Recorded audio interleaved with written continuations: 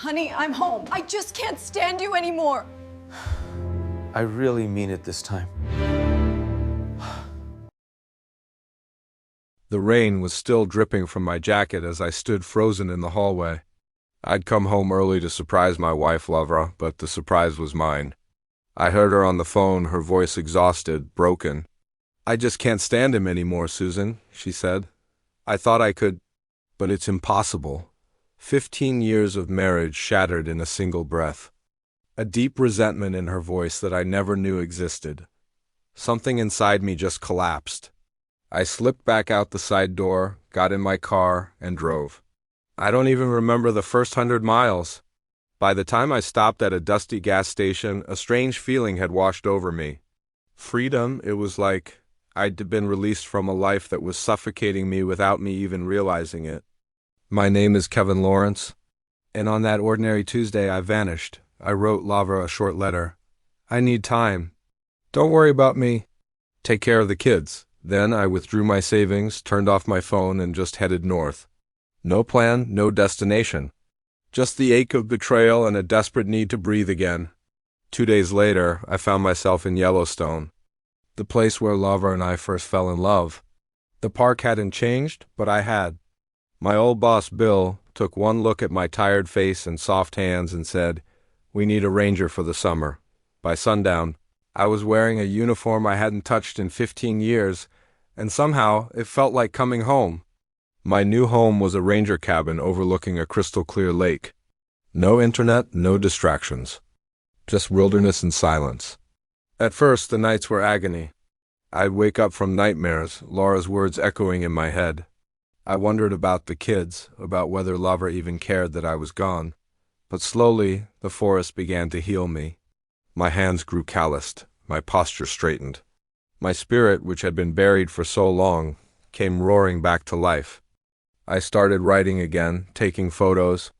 I even created a small, anonymous blog called Voice of the Wild, sharing stories of sunrises and moose tracks. People started reading it, connecting with it. For the first time in years, I felt like someone worth being. Then one afternoon, my past caught up to me. I was leading a tour when a young woman approached me. "You're Kevin Lawrence, right?" My heart seized. She was Carla, Laura's niece. "She's looking for you," she said.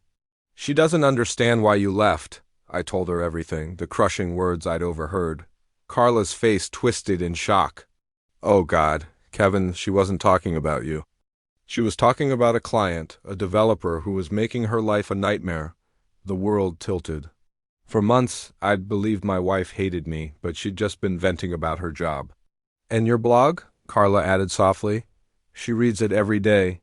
She says the writer reminds her of you." I couldn't speak. I wrote a note for Lavra and gave it to Carla, but I wasn't ready to go back. Not yet. A week later, a brutal storm hit.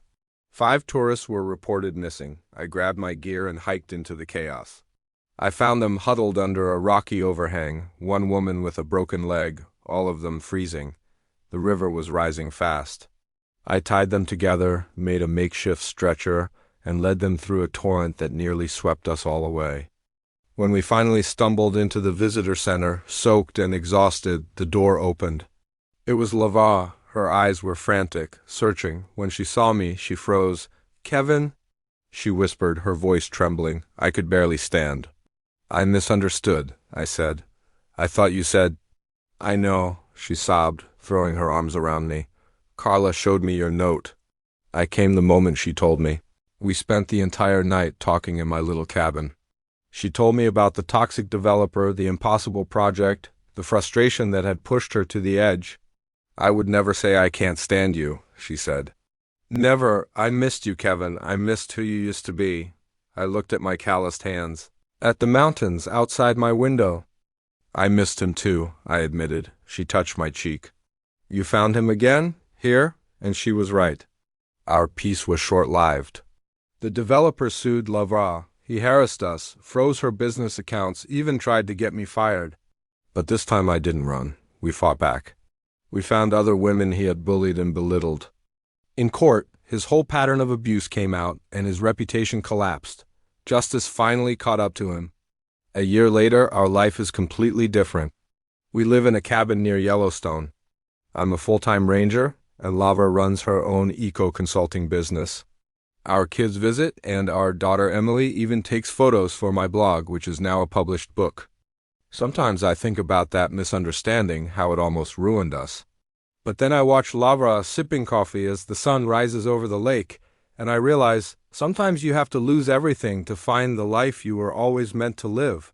And sometimes love doesn't break, it transforms.